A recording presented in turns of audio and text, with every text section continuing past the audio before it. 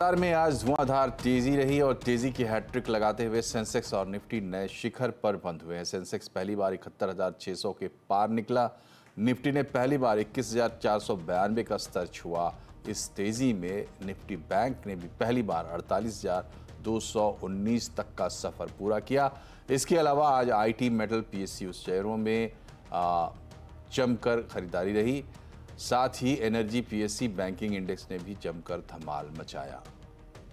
बाजार में जारी तेजी अभी बरकरार रहने वाली है, ये कहना है वैल्यू क्वेस्ट इन्वेस्टमेंट एडवाइजर्स के सीईओ रवि धर्मश्री का। रवि धर्मश्री के मुताबिक बॉन्ड यील्ड, क्रूड में नरमी की वजह से बाजार का जोश हाई है। लास्ट 15 दिन से जो मार्केट का रुख चेंज हुआ है वो एक मैक्रो ट्रेड की तरह हो रहा है। इंडिया ने अपने आप को एक अट्रैक्टिव इन्वेस्टमेंट डेस्टिनेशन की तरह पोजीशन कर लिया है and now that money which was waiting on the sideline वो अब अट्रैक्ट हो रहा है। तो जो हमने 15 दिन में देखा है कि 3-4 बिलियन डॉलर आ गए, रोज के 1-2 डील हो रहे हैं, बड़े बड़े ट्रांजैक्शन हो रहे हैं, ये मुझे लगता है ये और भी यहाँ से जारी रहेगा, कंटिन्यू रहेगा। शायद मार्केट का थोड़ा कलर चेंज हो गया है, जो मिड एंड स्मॉल कैप से ज्यादा अभी लार्ज कैप में थोड़ी सी ज्यादा तेजी दिख रही है। बाजार में इन दिनों तेजी की धूम है, लेकिन इस तेजी में भी कुछ नगीने ऐसे हैं जो बिना रुके, बिना थके लगातार कई सालों से रिटर्न दे रहे हैं। कौन है बाजार की वो एटीएम, बता रहे हैं सुमित मेहरोत्रा। तो बाजार के एटीएम यानी कि वो शेयर जो कि पिछले 5 सालों में एक बार भी नेगेटिवली क्लोज होते हुए नहीं दिखाई पड़े और लगातार एक कांस्टेंट कंपाउंडर के तौर पे कामकाज कर रहे हैं। पहले एक पर्सपेक्टिव आपके सामने कि अगर आप 7% के ब्याज से पैसा लगाते हैं कहीं तो 10 साल लगते हैं आपका पैसा दोगुना होने में। अगर आप 15% के सालाना रिटर्न के हिसाब से पैसा लगाते हैं तो 5 साल लगते हैं आपका पैसा डबल होने में। और अगर किसी शेयर में जो कि 20% का सालाना रिटर्न देता है तो आपको 3.5 साल लगते हैं रफली एक पैसा अपना डबल करने में। तो कुछ शेयर इसी तरह के जहां पर कॉन्स्टेंटली अच्छी परफॉर्मेंस आई है। मिसाल तौर पर जेएसडब्ल्यू स्टील एवरेज 30% का रिटर्न यहां आता हुआ दिखाई पड़ा है और कहीं 14% से लेकर 70% तक का रिटर्न बीते 5 सालों में, लेकिन एक भी साल नेगेटिव रिटर्न नहीं आता हुआ दिखाई पड़ा। इसी तरह की परफॉर्मेंस टाइटन की तरफ से भी आई है। निफ्टी में करीब 8% का या 3% का मिनिमम रिटर्न, 60% का पॉजिटिव रिटर्न, लेकिन बीते 5 सालों में एक भी साल ऐसा नहीं जहां पर नेगेटिव रिटर्न टाइटन ने दिया हो। एक एवरेज रिटर्न एमएनएम का 30% का रहा है, लेकिन पिछले 5 साल में यानी कि 19 से लेकर 23 के बीच में कोई भी ऐसा साल नहीं जबकि यहां पे नेगेटिव रिटर्न आता हुआ दिखाई पड़ा हो। लाइकवाइज रिलायंस इंडस्ट्रीज देश की सबसे बड़ी कंपनी, 7% का रिटर्न पिछले 5 सालों में मिनिमम और 31% का मैक्सिमम, लेकिन ऐसा कोई भी साल नहीं जबकि नेगेटिव रिटर्न यहां से आता हुआ दिखाई पड़ा हो। और ब्रिटानिया एवरेज 17% का रिटर्न और करीब पिछले 5 सालों में अगर एक परफॉर्मेंस देखेंगे तो ऐसा कोई भी साल नहीं जहां पर नेगेटिव रिटर्न हो। ये थे लार्ज कैप, लेकिन मिड कैप की तबीयत कहीं और। आप टाटा एल्क्सी देखिए, 80% का एक एवरेज रिटर्न, करीब 4% के मिनिमम से लेकर 220% का मैक्सिमम, और कोई भी ऐसा साल नहीं जबकि नेगेटिव गया हो। लिंडे इंडिया करीब 27% का मिनिमम रिटर्न, 156% का मैक्सिमम, 66% का पॉजिटिव एवरेज रिटर्न, और यहां पर भी कोई नेगेटिव परफॉर्मेंस नहीं किसी एक साल में। मुर्गप्पा ग्रुप की कंपनी ट्यूब इन्वेस्टमेंट करीब 62% का पॉजिटिव रिटर्न और एक शानदार तेजी साल दर साल इस कंपनी की तरफ से आते हुए दिखाई पड़ी और कोई भी नेगेटिव रिटर्न यहां पर भी नहीं। और वरुण बेवरेजेस 57% का एवरेज रिटर्न है, 20% मिनिमम और करीब 123% पॉजिटिव रिटर्न बीते 5 सालों में, और कोई भी ऐसा साल नहीं जो कि नेगेटिव हो। और लास्टली टाटा समूह की ट्रेंट करीब 48% का एवरेज रिटर्न, कंसिस्टेंट परफॉर्मर के तौर पर रहा और ये साल तो शानदार रहा, 123% का रिटर्न यहां पर आता हुआ दिखाई पड़ा। और यहां पर भी ऐसा कोई साल नहीं जबकि नेगेटिव रिटर्न आता हुआ दिखाई पड़ा हो। बाजार में लॉन्ग टर्म निवेश करना है तो मल्टी बैगर शेयर की पहचान जरूरी है। आज आवाज अड्डा में इसी पर होगी बड़ी चर्चा और बताएंगे कुछ मल्टी बैगर स्टॉक्स शाम 7:57 पर।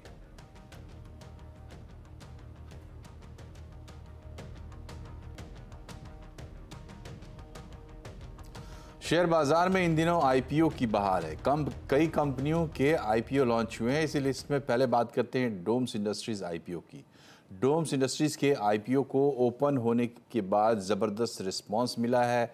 ये आईपीओ अब तक करीब 93 गुना सब्सक्राइब किया जा चुका है। स्टेशनरी और आर्ट्स प्रोडक्ट्स बनाने वाली कंपनी डोम्स इंडस्ट्रीज का आईपीओ का प्राइस बैंड 750 से 790 रुपये प्रति शेयर रखा है। डोम्स इंडस्ट्रीज इस आईपीओ के जरिए बाजार से 1200 करोड़ रुपए जुटाना चाहती है। वहीं डोम्स इंडस्ट्रीज के अलावा housing finance company India shelter finance के आईपीओ को भी शानदार रिस्पांस मिला है। ये आईपीओ अब तक करीब 36 गुना सब्सक्राइब किया जा चुका है। कंपनी ने प्राइस बैंड 469 से लेकर 493 रुपए प्रति शेयर रखा है। आईपीओ का इश्यू साइज 1200 करोड़ रुपए का है। इसमें 800 करोड़ रुपए का फ्रेश इश्यू है, जबकि 400 करोड़ रुपए के शेयर ऑफर फॉर सेल के लिए रखे गए हैं। और फर्स्ट एडिशन को मिले जबरदस्त रिस्पांस के बाद सीएनबीसी आवाज एक बार फिर से लेकर आ रहा है एफएनओ गुरुकुल। पिछली बार चूक गए तो इस बार मौका मिस मत करिए। नोट करिए लेटेस्ट एडिशन की डिटेल्स। भारत में अब हर कोई एफएनओ सीखेगा। जी हां, आपके बेशुमार प्यार और भरपूर डिमांड की वजह से सीएनबीसी आवाज लेकर आ रहा है एफएनओ गुरुकुल सीजन 2। इस एक्सक्लूसिव वेबिनार में आपको मिलेगा मौका बाजार के दिग्गजों से एफएनओ सीखने का, वो भी सरल भाषा में। और सबसे अच्छी बात, इस वेबिनार में आप कहीं से भी जुड़ सकते हैं। बस आपको इस लिंक पर रजिस्टर करना होगा। और हाँ, डेट्स जरूर याद रखिएगा, 20 और 21 जनवरी। तो मिलते हैं एफएनओ गुरुकुल सीजन 2 में।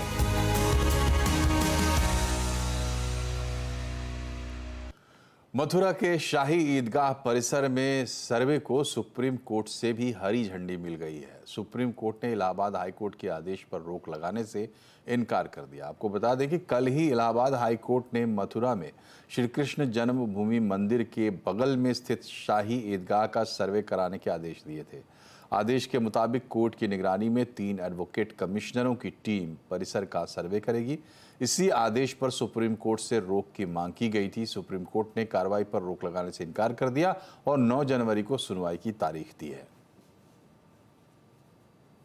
आज शाही ईदगाह मामले में जो कल ऑनरेबल इलाहाबाद हाईकोर्ट ने आदेश पारित किया था एडवोकेट कमिश्नर का अपॉइंटमेंट का, उस आदेश को आज वर्चुअली शाही ईदगाह मस्जिद ने और सुन्नी सेंटर वक्फ बोर्ड ने सुप्रीम कोर्ट में चुनौती दी थी बिना कोई प्रॉपर एसएलपी के। और उन्होंने सुप्रीम कोर्ट के सामने डिमांड की थी कि इस मैटर पे स्टे लगा दिया जाए, इलाहाबाद हाईकोर्ट की प्रोसीडिंग्स पे स्टे लगा दिया जाए, जिसको आज सुप्रीम कोर्ट ने सिरे से इनकार कर दिया। सुप्रीम कोर्ट ने कहा कि ये मैटर 9 जनवरी के लिए निर्धारित है, हम उसी दिन इसको सुनेंगे और इलाहाबाद हाईकोर्ट अगर कोई आदेश पारित करता है और आप उससे एग्रीव्ड हैं तो आप उसके खिलाफ जो आपकी अप्रोप्रिएट रेमेडीज है उस पे आ सकते हैं। और कोर्ट की कार्रवाई का आज की कार्रवाई का डिटेल बता रहे हैं असीम चंदा। देखिए, इलाहाबाद हाईकोर्ट ने श्री कृष्ण जन्मभूमि ईदगाह परिसर का सर्वे कराने की हिंदू पक्ष की याचिका को स्वीकार कर लिया है। 18 दिसंबर को कोर्ट इस बात पर तय करेगा कि ये सर्वे के तौर तरीके क्या होंगे। लेकिन ठीक इससे पहले जो मुस्लिम पक्ष है उसने सुप्रीम कोर्ट में एक याचिका दायर की और इस सर्वे के ऊपर रोक लगाने की मांग रखी। जो मुस्लिम पक्ष है उसकी दलील थी कि 18 दिसंबर को इलाहाबाद हाईकोर्ट इसके ऊपर आदेश देगा, उस दौरान सुप्रीम कोर्ट में छुट्टियां होंगी, वैकेशन बेंच नहीं होगी, तो इसके ऊपर तुरंत रोक लगाई जाए। सुप्रीम कोर्ट ने इस याचिका पर सुनवाई करने से इनकार कर दिया। सुप्रीम कोर्ट ने कहा कि हमारे सामने कोई याचिका लंबित नहीं है, अगर आपको सुनवाई करनी है तो आपको नए नियमों के मुताबिक नई याचिका दायर करनी पड़ेगी। तो सुप्रीम कोर्ट ने फिलहाल अभी किसी तरह से मुस्लिम पक्ष को राहत नहीं दी है। अब सुप्रीम कोर्ट इस मामले की सुनवाई 9 जनवरी को करेगा। इधर विपक्ष के भारी हंगामे के चलते संसद के दोनों सदनों में कोई कामकाज नहीं हुआ। हंगामा इतना ज्यादा था कि लोकसभा और राज्यसभा की कार्रवाई दिन भर के लिए स्थगित करनी पड़ी। विपक्ष लोकसभा की सुरक्षा में चूक के मामले पर बहस की मांग कर रहा था। लोकसभा में आज जैसे ही कार्रवाई शुरू हुई, कई विपक्षी सांसदों ने हंगामा शुरू कर दिया। कई सांसद तो हाथों में पोस्टर लिए हुए वेल तक पहुंच गए। उसके तुरंत बाद लोकसभा की कार्यवाही पहले 2 बजे तक के लिए स्थगित हुई, फिर दिन भर के लिए स्थगित करनी पड़ी। यही हाल राज्यसभा का भी रहा। विपक्ष की तरफ से रूल 267 के तहत कुल 13 नोटिस आए थे, जिसमें संसद में सुरक्षा चूक के मुद्दे पर बहस कराने की मांग की गई थी। इसे राज्यसभा के चेयरमैन ने स्वीकार करने से मना कर दिया। इससे पहले आज सुबह इंडिया अलायंस के फ्लोर लीडर ने सदन में अपनी रणनीति तय करने के लिए एक बैठक की। साथ ही विपक्षी सांसदों ने संसद परिसर में गांधी जी की मूर्ति के पास धरना प्रदर्शन भी किया। अब तक क्या पीएम एक बार कोई बयान दे चुके हैं? तो गृह मंत्री अमित शाह जी कम से कम पीएम साहब को तो सिखाइए कि क्या सदन की नियम क्या होते हैं, क्या सदन में एक नेता की क्या रवैया होना चाहिए। कम से कम पीएम साहब को तो एक बयान आना चाहिए था। और आपने जो आपके विरोधी सांसद है उसको निलंबित कर दिया। जी जी।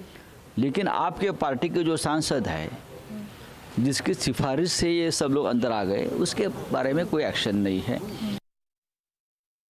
इस पर जांच हो और पार्लियामेंट को कॉन्फिडेंस में लिया जाए, कम से कम इस पे एक छोटी सी चर्चा हो, ये हम सरकार से मांग कर रहे हैं। मुझे लगता है कि सरकार को ये मांग स्वीकार करनी चाहिए, क्योंकि ये किसी पार्टी विशेष की या दलगत राजनीति की बात नहीं है, ये इस देश की सबसे सुरक्षित इमारत भारतीय संसद की बात है।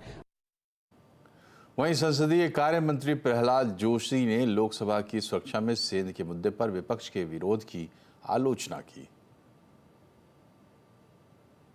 स्पीकर साहब ने जो कुछ भी आदेश दिया सर्वदलीय बैठक बुला के, वो आदेश सरकार इन लेटर एंड स्पिरिट हम फॉलो कर रहे हैं। तो इसके बावजूद भी अभी कोर्ट में भी है मामला और जांच चल रहे है, उच्च स्तरीय जांच चल रहा है, high level inquiry is going on. इसके ये सब चलते हुए इस बीच में हम सदन चलाने न देंगे। इनका स्टेटमेंट है क्या, ये सेंसिटिव मामला है, they should understand it, they should behave responsibly. केंद्रीय मंत्री अनुराग ठाकुर ने कहा है कि विपक्ष जो विधानसभा चुनाव में हारी है उसका गुस्सा निकाल रही है। 3 राज्यों में अपनी हार के बाद विपक्ष जहां एक और उस पे आत्मचिंतन ना करके रुकावट बन रहा है सदन को चलाने के लिए, बड़ा दुर्भाग्यपूर्ण है। आप हार के कारण भी जानिए, क्योंकि आप जनता के साथ जुड़े नहीं रहे, और कहीं ना कहीं सदन ना चलने देना, इसका मतलब आप जनता से जुड़े मुद्दों को नहीं उठाने देना चाहते। संसद की सुरक्षा में चूक मामले में आखिरकार 5वें और मास्टरमाइंड आरोपी ललित झा की भी गिरफ्तारी हो गई। ललित झा खुद ही दिल्ली के कर्तव्य पथ थाने पर सरेंडर करने पहुंचा था। ललित झा के बारे में बताया जा रहा है कि वो भगत सिंह से प्रेरित था। वैसे तो ललित बिहार का रहने वाला है, लेकिन बताया गया है कि वो कोलकाता में टीचर की नौकरी करता है। अभी सभी आरोपियों को 7 दिन की पुलिस रिमांड में रखा गया है। पुलिस की जांच में पता चला है कि इस कांड की साजिश करीब 1.5 साल से रची जा रही थी। बजट के समय इन लोगों ने रेकी भी की थी। ये सभी भगत सिंह फैन क्लब नाम के सोशल मीडिया पेज से जुड़े थे। इन आरोपियों के खिलाफ यूएपी एक्ट के तहत मामला दर्ज किया गया है। पार्लियामेंट की सिक्योरिटी में सेंध मामले में एक डायरी की काफ़ी चर्चा हो रही है। इस घटना के 5 में से एक आरोपी सागर शर्मा की एक निजी डायरी मिली है, जिससे ये पता चलता है कि उसने 2015 में लिखना शुरू किया था। इस डायरी में उसने घर को छोड़ने से लेकर मुल्क और भगत सिंह के प्रति प्रेम के बारे में जिक्र किया है। इस डायरी में उसने लिखा है कि घर छोड़ने का लगभग समय हो गया है। विभाजन के विपरीत पक्षों पर कार्य करने और डरने का एक बड़ा दृढ़ संकल्प है। मुझे उम्मीद है कि मैं अपने माता पिता को हालातों के बारे में बता सकूंगा। भजनलाल शर्मा आज राजस्थान के मुख्यमंत्री बन गए। भारतीय जनता पार्टी की जीत के बाद आज राजस्थान में शपथ ग्रहण समारोह हुआ और भजनलाल शर्मा को राज्यपाल कलराज मिश्र ने मुख्यमंत्री पद की शपथ दिलाई। इसके बाद प्रेमचंद बैरवा और दिया कुमारी ने डिप्टी सीएम पद की शपथ ली। समारोह में प्रधानमंत्री नरेंद्र मोदी, गृह मंत्री अमित शाह और बीजेपी अध्यक्ष जेपी नड्डा भी शामिल हुए। राजस्थान के पूर्व मुख्यमंत्री अशोक गहलोत भी मंच पर नजर आए। भजनलाल शर्मा ने मुख्यमंत्री पद की कमान अपने जन्मदिन के दिन संभाली है। शपथ ग्रहण से पहले भजनलाल शर्मा ने अपने माता पिता की चरण पूजा की और आशीर्वाद लिया। लोकसभा में से निष्कासन के खिलाफ महुआ मोइत्रा की याचिका पर अब 3 जनवरी को सुनवाई होगी। पैसे लेकर सवाल पूछने के आरोप में पश्चिम बंगाल के कृष्णानगर लोकसभा क्षेत्र से सांसद महुआ मोइत्रा की सदस्यता 8 दिसंबर को समाप्त कर दी गई थी। महुआ मोइत्रा ने लोकसभा की एथिक्स कमेटी पर गैर कानूनी और मनमानी तरीके से काम करने का आरोप लगाते हुए कोर्ट में याचिका दायर की है। इस मामले में महुआ मोइत्रा के वकील अभिषेक मनु सिंघवी ने तुरंत सुनवाई की मांग की थी। आज जस्टिस संजीव खन्ना की बेंच ने मामले की सुनवाई की और विंटर ब्रेक के बाद 3 जनवरी की अगली तारीख दे दी। ओला के CEO Bhavish Aggarwal artificial intelligence की रेस में शामिल हो गए हैं। आज उन्होंने भारत में बना एआई कृत्रिम को लॉन्च किया है। ये लोकल भारतीय भाषाओं और डेटा पर ट्रेन किया हुआ है। इसे बनाने में 7 से 8 महीने का वक्त लगा है। हमारी सहयोगी रितु सिंह से बातचीत में ओला के सीईओ ने कहा कि इसको डेवलप करने के लिए फाइनेंशियल बैंकिंग परिवार और दोस्तों से मदद मिली है। Kritrim was born earlier this year, so it feels like a overnight thing. But we've been hard at work for more than about 8-9 months, and our ambition and our mission here is to really build AI for India. And AI is going to be such an important force for the economy in the future. Our Prime Minister has a vision to build a Viksit Bharat and an AI-first economy, which he articulated earlier this week. So we are really looking forward to building AI models which truly belong in India, are trained on Indian data sets, are more relevant for Indian cultural values, and also build the computing stack below the models, the silicon, the infrastructure, to really be able to deploy AI for every Indian. SEZ यानी special economic zone की export units को अब घरेलू बाजार में कारोबार करने का मौका मिलेगा। सूत्रों के मुताबिक सरकार शीतकालीन सत्र में SEZ एक्ट में अमेंडमेंट करने की तैयारी कर रही है। और खबर की डिटेल लेते हैं आलोक प्रियदर्शी से। बताएं आलोक, क्या अपडेट है? बिल्कुल, देखिए, स्पेशल इकोनॉमिक जोन में काम करने वाली एक्सपोर्ट्स यूनिट के लिए अच्छी खबर है। उन्हें एक्सपोर्ट के साथ साथ घरेलू बाजार में कारोबार करने की भी इजाजत मिल सकती है। CNBC आवाज को सूत्रों से जानकारी मिली है कि सरकार मौजूदा SEZ एक्ट में अमेंडमेंट की तैयारी कर रही है और इसके लिए ड्राफ्ट तैयार कर चुकी है और इसे जल्द ही जो मौजूदा शीतकालीन सत्र चल रहा है इसमें पेश किया जा सकता है। जो प्रस्ताव है उसके मुताबिक जितने भी SEZ यूनिट में काम करने वाली कंपनियां हैं उनको डोमेस्टिक मार्केट का एक्सेस दिया जा सकता है। इसके लिए सरकार जो SEZ में डी नोटिफिकेशन को लागू करेगी, जिसके तहत जो स्पेशल इकोनॉमिक जोन में जो भी एस्टेब्लिशमेंट होते हैं उसमें पार्शियली डी नोटिफाई करके उन्हें घरेलू मार्केट का एक्सेस का फायदा दिया जाएगा। शुरुआती में इसे खासतौर से IT सेक्टर के लिए लागू किया जा सकता है। सबसे बड़ा फायदा इस पहल का यह होगा कि जो इकोनॉमीज ऑफ स्केल है उसके तहत कंपनियां काम कर सकेंगी, क्योंकि कोई भी कंपनी अगर SEZ में काम करती है तो वो सिर्फ या तो एक्सपोर्ट करती है और अगर डोमेस्टिक कंपनी होती है तो घरेलू बाजार में एक्सेस करती है। लेकिन इसका फायदा ये होगा कि जो SEZ में काम करने वाली कंपनियां हैं वो एक्सपोर्ट भी कर सकेंगी और साथ ही साथ घरेलू बाजार में भी अपना कारोबार कर सकेंगी। पहाड़ों में बर्फबारी से मैदानी इलाकों में ठंड बढ़ गई है। उत्तर भारत में सर्दी का सितम शुरू हो गया है। दिल्ली इस वक्त शिमला से भी ज़्यादा ठंडी है। न्यूनतम तापमान गिरकर 4.9 डिग्री तक पहुंच गया है। हालांकि दिल्ली में हवा की स्थिति अभी भी बेहद ख़राब है। दिल्ली में एयर क्वालिटी इंडेक्स अभी भी 300 के पार है।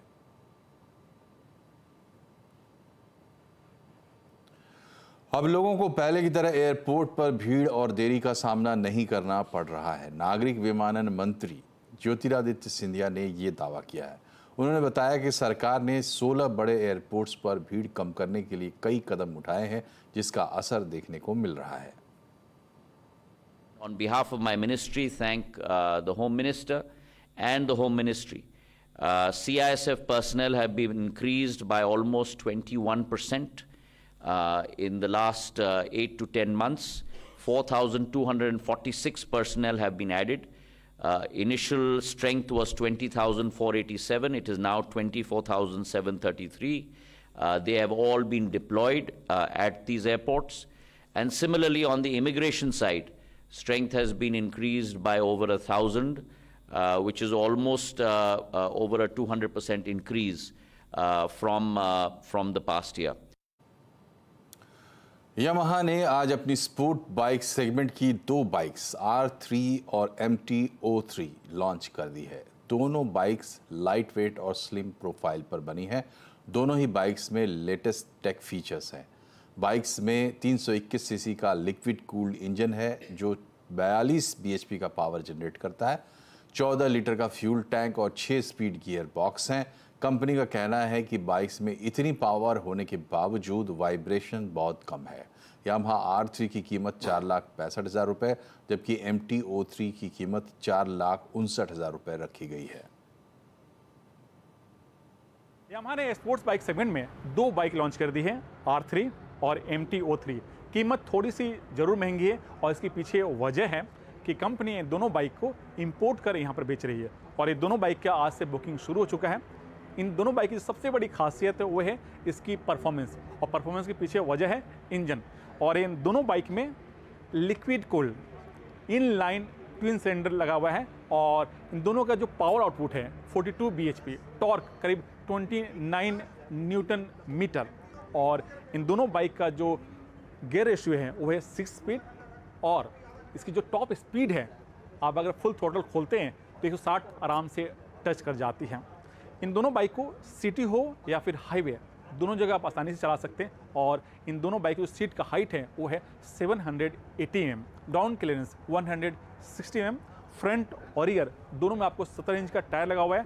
फ्रंट में आपको 298 mm का डिस्क ब्रेक है, जबकि रियर में आपको 220 mm का डिस्क ब्रेक लगा हुआ है, और इन दोनों में ही आपको ड्यूल चैनल ABS दिया गया है। ट्रैक्शन कंट्रोल, आपका राइड मोड, दूसरा स्लीपर असिस्ट और क्विक सिस्टम मिसिंग है। हो सकता है कि आने वाले दिनों में कंपनी ये सारे फीचर्स इसमें दे। इन दोनों बाइक का जो सीधा मुकाबला है वो है KTM ड्यूक 390, KTM RC 390 और कावासाकी जो निंजा है 300 और 400 से है। भारतीय क्रिकेट टीम के पूर्व कप्तान महेंद्र सिंह धोनी की प्रतिष्ठित नंबर 7 वाली जर्सी को BCCI ने रिटायर करने का फैसला किया है। अब 7 नंबर वाली जर्सी कोई खिलाड़ी नहीं पहनेगा। धोनी के इंटरनेशनल रिटायरमेंट के करीब 3 साल बाद BCCI ने यह फैसला लिया है। BCCI ने बताया कि धोनी ने अपने पूरे करियर में जिस नंबर की टी-शर्ट पहनी उसे रिटायर करने का फैसला किया गया है। इससे पहले सचिन तेंदुलकर की नंबर 10, नंबर 10 वाली जर्सी को भी रिटायर किया गया था। और एक बार फिर से आपको बता दें कि फर्स्ट एडिशन को मिली जबरदस्त रिस्पांस के बाद CNBC आवाज एक बार फिर से लेकर आ रहा है FNO गुरुकुल। पिछली बार चूक गए तो इस बार मिस मत करिए। नोट करिए क्या है डिटेल्स। भारत में अब हर कोई FNO सीखेगा। जी हाँ, आपके बेशुमार प्यार और भरपूर डिमांड की वजह से CNBC आवाज लेकर आ रहा है FNO गुरुकुल सीजन 2। इस एक्सक्लूसिव वेबिनार में आपको मिलेगा मौका बाजार के दिग्गजों से FNO सीखने का, वो भी सरल भाषा में। और सबसे अच्छी बात, इस वेबिनार में आप कहीं से भी जुड़ सकते हैं। बस आपको इस लिंक पर रजिस्टर करना होगा। और हाँ, डेट्स जरूर याद रखिएगा, 20 और 21 जनवरी। तो मिलते हैं FNO गुरुकुल सीजन 2 में।